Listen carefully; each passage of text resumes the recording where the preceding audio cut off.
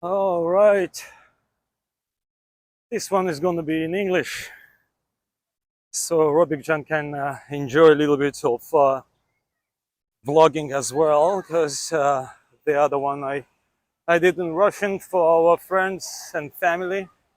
This one I'm just going to put on Club Med Stars, and so Bella, Mila, and Rob can see that.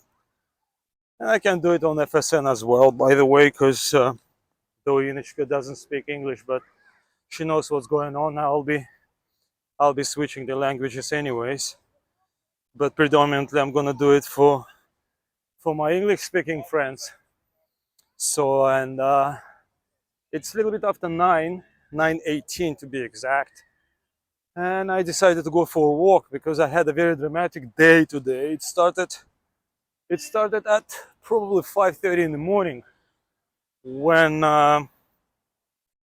Dinora called, and because I don't know if you guys know, she's in Baku. She just arrived this morning from Moscow, and what happened is it's going to be dark here, but then we're going to go to a brighter place. There's no street lights then for this little bit of park, but then it's going to open up, hopefully. Anyhow, bear with the darkness. It's not dangerous, it's all cool. And I'm just going to this little park, and we'll see there will be tons of people here. It used to be railroad for children, Детская железная дорога. And then I'm walking towards Ganjlik.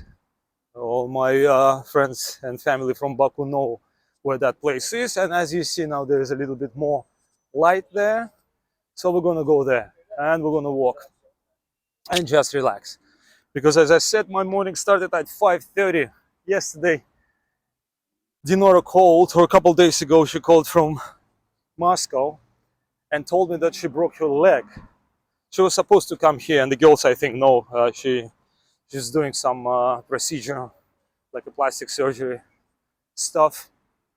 But she called me a couple days ago and said that she broke her leg, and basically her and Oleg were going to Nizhny Tagil, which is in Siberia, and this is a place where Oleg was born. So he wanted to show her his mahalla, his neighborhood, and his friends and family and everything. They already got tickets, checked in. We're going to the plane, and she fell. She fell from the stairs, I think, or something, and she broke her leg. She didn't know that she broke her leg. She thought it's just, I don't know, like she fell badly and it hurt, but she thought it's just a bump or whatever.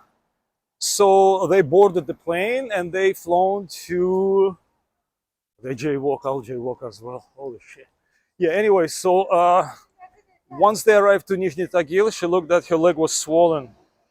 So they went to the hospital or whatever the place there, the airport, and so they x-rayed it and said that, yeah, she broke her leg. So she broke her leg, and obviously they put it in a cast.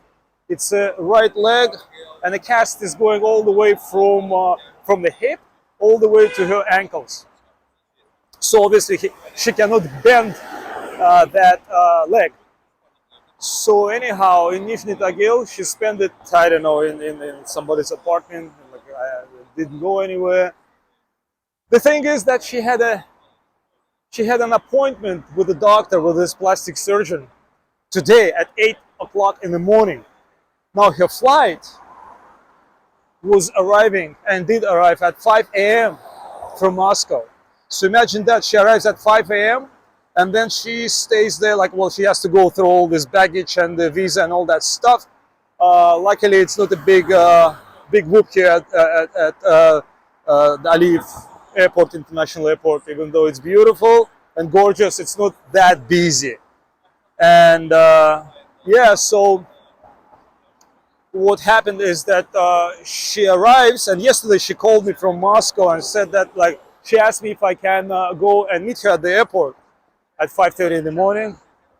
Well, I could have done it because if she doesn't have anybody with her gimpy leg, I would have done it. I mean, you gotta do what you gotta do. Luckily, her nephew met her at the airport, and yeah, so he brought her to my place, not my place though, but just basically outside. They parked at the entrance to the building, and she went straight to the hospital, to the clinic or whatever it's called. I think it's a clinic. And but they dropped off her bags and the walker, because she has a walker, she can't walk without it. And so dropped it at my place, and then she went straight to the hospital, to the clinic, stayed there. Tomorrow is a surgery. She's going to stay there for a week. So now I'm kind of like keeping her stuff. She called me 1,000 times, and but so before, like in chronological order, she goes and calls me at 5:30 in the morning, says that she arrived. So I went to bed at 3 because I can't still fall asleep because of the jet lag. So yeah, this is a dead end right here. And so I went back to bed, slept for a couple hours there, and then my mom called at about 10:15, said that she's going to do her things, and we were supposed to meet and go to see a doctor. Dad's doctor. I had a suggestion to make him feel stronger, and so I took a shower and I said that, Mom, I gotta go and well, have a breakfast. So since I don't have anything at home and I don't buy anything to cook, see all these people are playing. Look at this. It's 9:30. Everybody's playing. This is fantastic. I love it. I love it. You see how many people, so many young people. Look at this. Fucking love it. And so this is a beautiful park. And детская железная дорога раньше здесь была. Now there is a restaurant here, Lemon Kultur. Alex loved that restaurant. We went there twice in 2022. Behind, right after that lake or pond, whatever you call it, it's a man-made pond, obviously. There's a zoo, and anyhow, so this is where I wanted to come, and just to check it out and relax. Anyhow, she like my mom called. I said, okay, I'll be there. I went downstairs. I picked up coffee, mocha. I picked up a little keta булочка, and I went home.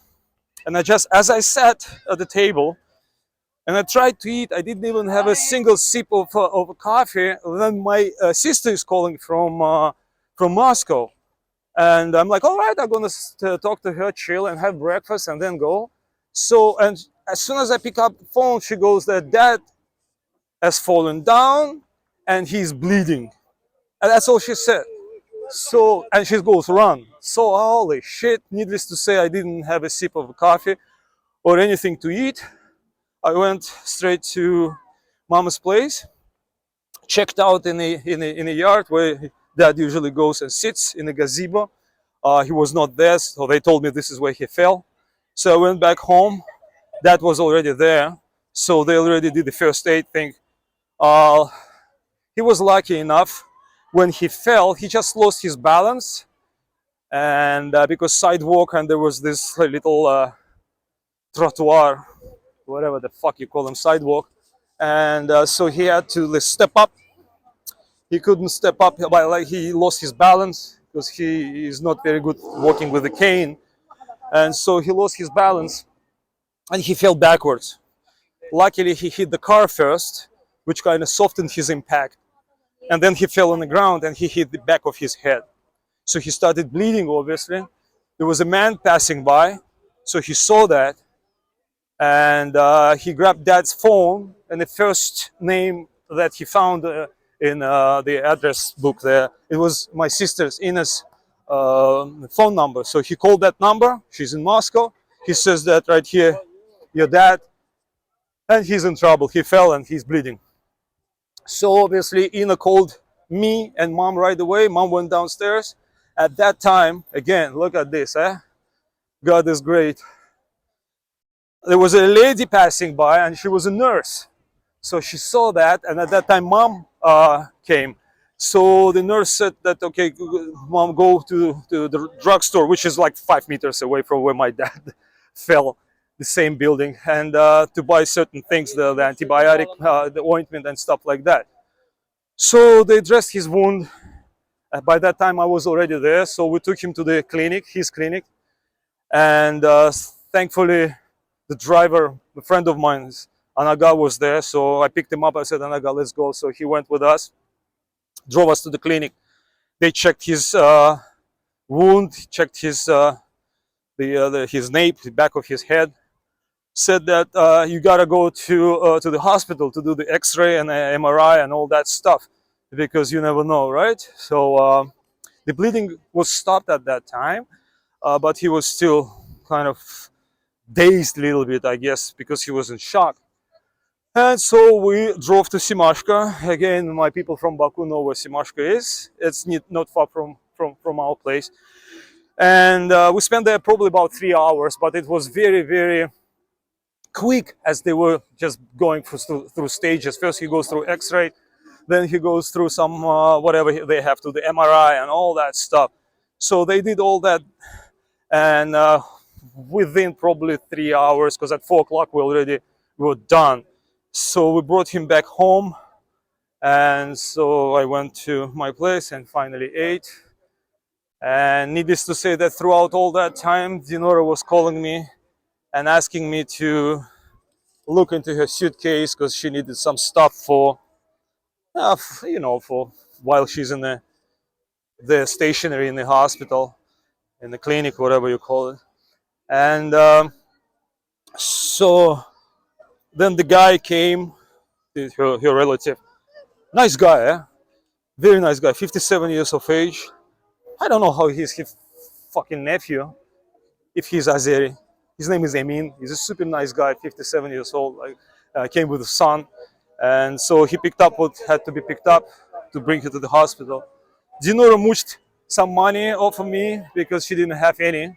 So she did have some dollars, but she didn't have. Gentleman is playing, and so I gave her some money. She promised to return it, and so anyway, she's in the hospital. Dad is all right. I did know that I'm a paramedic here, or a police officer still. I thought I'm gonna have a vacation, but it's a little different here. So luckily everything is okay. Dad ate. I bought him some juice and stuff, so he's at home.